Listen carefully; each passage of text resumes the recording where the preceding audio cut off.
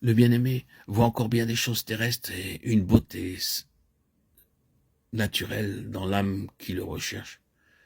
Une force toute humaine qui semble symboliser les tresses de cheveux, c'est qui sont beaux au point de vue humain. Et il promet que par l'œuvre combinée du Père, du Fils et du Saint-Esprit, ce qui est vie terrestre, charnelle, sera remplacé par la vie divine, dont l'or est un symbole, des tresses d'or. Ceci demande l'action du feu, une action prolongée, car il faut que l'or soit fondu pour être travaillé.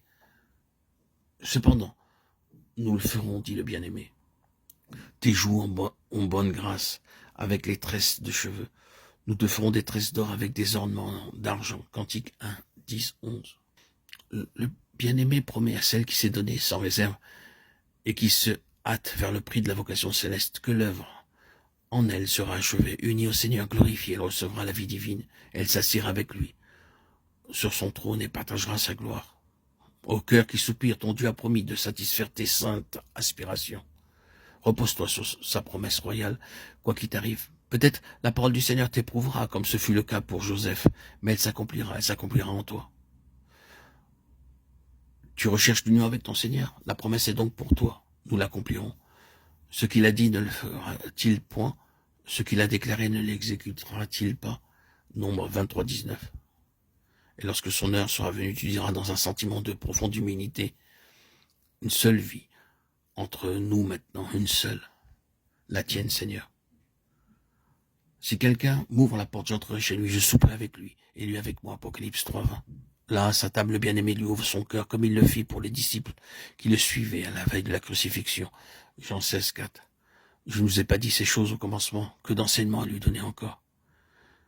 Mais au début, il ne pouvait que lui dire « Suis-moi » pour l'attirer hors du cercle des intérêts et des occupations terrestres, préparation nécessaire avant qu'il puisse montrer le chemin où l'âme apprendra à le connaître toujours plus, toujours mieux. Maintenant, il lui dévoile que le chemin est un chemin de souffrance, de sacrifice.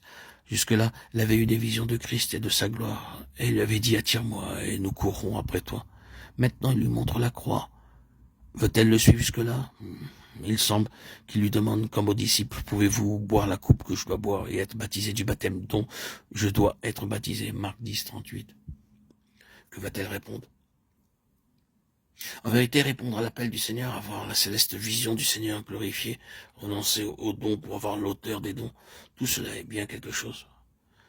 Mais se tourner délibérément vers Jérusalem après avoir vu partiellement ce que suivre Christ implique, c'est tout autre chose.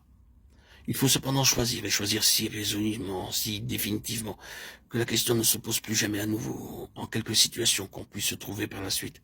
Il faut comme brûler les ponts derrière soi, afin que la seule idée de retraite ne puisse même pas absorber l'esprit. L'amour du bien-aimé, c'est la coupe d'amertume qu'il faut boire. Mon bien-aimé est pour moi un sachet de myrrhe. Il lui faut connaître le Seigneur crucifié avant que de connaître le Seigneur glorifié. Et elle prouve sa vocation céleste et qu'elle a l'esprit de l'épouse, en ne demandant pas un autre lot que celui qui échoue au Seigneur. Elle le suivra coûte que coûte.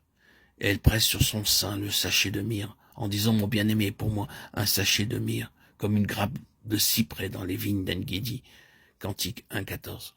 La myrrhe, essence très précieuse et d'un grand prix, très amer au goût, obtenue par une incision faite dans l'arbre.